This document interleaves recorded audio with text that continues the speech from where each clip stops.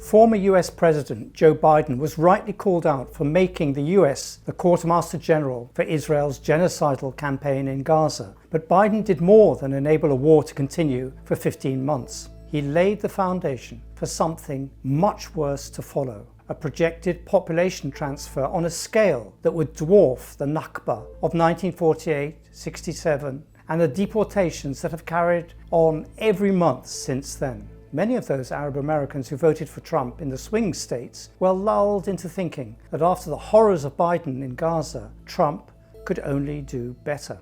After all, had not Trump surrounded himself with the families of the hostages at his inauguration last month? And wasn't it the case that Steve Witkoff, his envoy, pushed the ceasefire deal over the line? So wasn't Trump committed to a ceasefire? How wrong they all were. No one took Trump seriously when he mused in his past about turning Gaza into the Riviera of the Eastern Mediterranean. Everyone had ignored the son-in-law, Jared Kushner, when at the height of the killing he had mused about all that valuable waterfront property. But both men were deadly earnest. After just one meeting with Netanyahu, the real estate developer-in-chief had pledged to take Gaza over as US property to turn a demolition site into paradise. He said he would develop it for the people of the Middle East. In other words, for Israeli settlers too. Sitting 3 feet away, the man who had demolished Gaza could not contain his smiles. Trump had just given him everything that even Biden's instinctive Zionism could not do.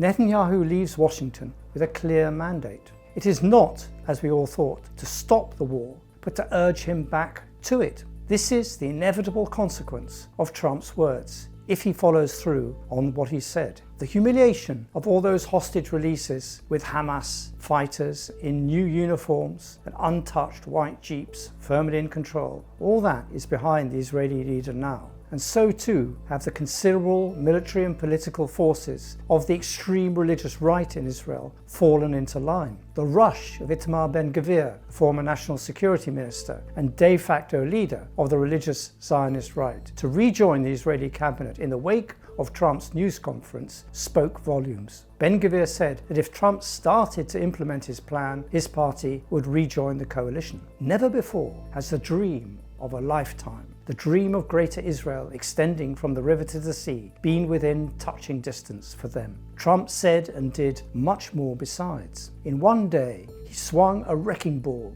at the ceasefire deal that had been painfully constructed over the course of 15 months of war. Not only did he unilaterally abrogate Stage 3, which envisages the return of all dead bodies and the full withdrawal of Israeli forces from Gaza, but he also threw into severe doubt Stage 2, wherein all the remaining living hostages were to be released. Trump has said he was not confident about the Gaza ceasefire long-term prospects. And on Tuesday, Witkoff confirmed that while the administration was hopeful about Stage 2, Stage 3 was off the table. So tell me, what incentive now exists for Hamas to carry on releasing hostages, even under the current phase of the deal? We're only about halfway through Stage 1 of the deal, which provides for the release of 33 hostages in exchange for hundreds of Palestinian prisoners. Why would Hamas continue to release any more hostages, knowing that obliteration for them will follow? What worth can anyone put now on the documents that the US signs anymore? This is the clear implication of the reaction of Bassem Naim, a member of Hamas's political bureau. He said Hamas was committed to the ceasefire deal as long as Israel was, but any manipulation in implementing the agreement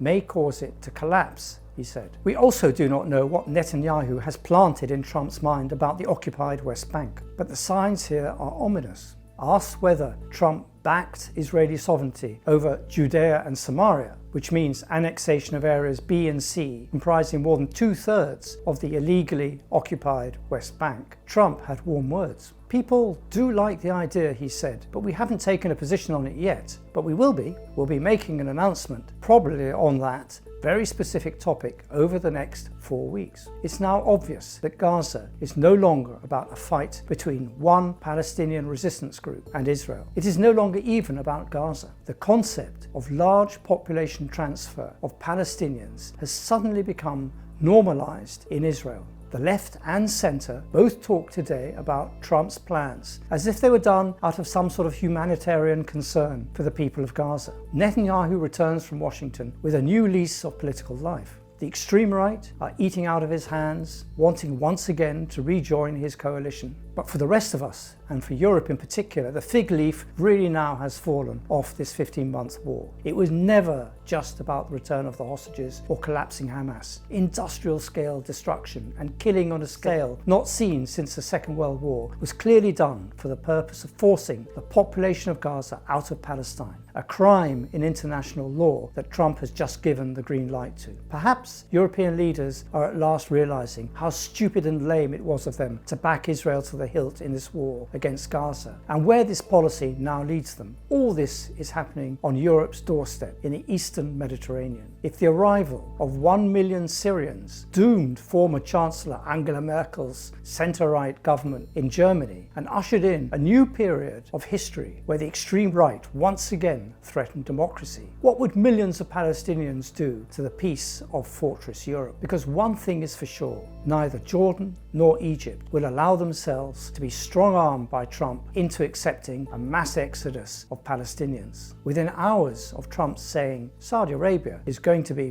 very helpful, and they have been very helpful. They want peace in the Middle East. It's very simple. The kingdom issued its strongest statement yet. It said the Kingdom of Saudi Arabia also reaffirms its unequivocal rejection of any infringement on the legitimate rights of the Palestinian people, whether through Israeli settlement policies, land annexation, or attempts to displace the Palestinian people from their land. It described its position as non-negotiable. This is the strongest and, in my memory, the quickest reaction the kingdom has made to an announcement by a US president in living memory. King Abdullah of Jordan is about to arrive in Washington with a similar message. According to senior sources who spoke with Middle East Eye in Jordan, Jordan would consider Israel's opening its eastern border and forcing through a mass exodus of Palestinians from the occupied West Bank as a casus belli, a cause for war. Jordan is being clear-sighted on this. Many major wars have started on smaller pretexts. Jordan receives $1.45 billion in US aid and military assistance annually, and MEE understands it is willing to forego that crucial aid if the price of continued financial assistance is accepting millions more Palestinian refugees. The Egyptian army is equally determined not to accept a single Palestinian who has been forced out of Gaza. We have now reached a stage in this conflict where the war aims of Israel and the religious Zionist right backers of Trump are laid bare. There are no fig leaves to hide behind. It can no longer be called a war to defend Israel, if it ever could have been. It's no longer about defeating Hamas. The clear, stated objective of this war is to force a mass transfer of the Palestinian population from Gaza and the occupied West Bank. It is to deal a terminal blow to the Palestinian statehood and alter the demographic balance of the land that Israel claims is theirs for good. Israel might call this voluntary transfer. Trump and Kushner might call it redevelopment, but it cannot be called anything other than its real name: ethnic cleansing on a scale unseen since Nazi-occupied Europe. Every Palestinian understands this, and for this reason they will not move. The world can now be confident that if this war resumes in Gaza, Palestinians will die where they stand. What Trump proposed on Tuesday has been attempted by Israel several times before. Zionist militias tried to force Palestinians out of Gaza in 1948. Israel tried again during the Suez Crisis and after the 1967 war. It failed each time, and it will fail again. Netanyahu finished his news conference by saying, "Today the roar of the Lion of Judah is heard loudly throughout the Middle East." He's blinded by his own arrogance. If this is not stopped, the lions of the Middle East are about to descend on the small state of Israel as never before, and every Israeli will feel it.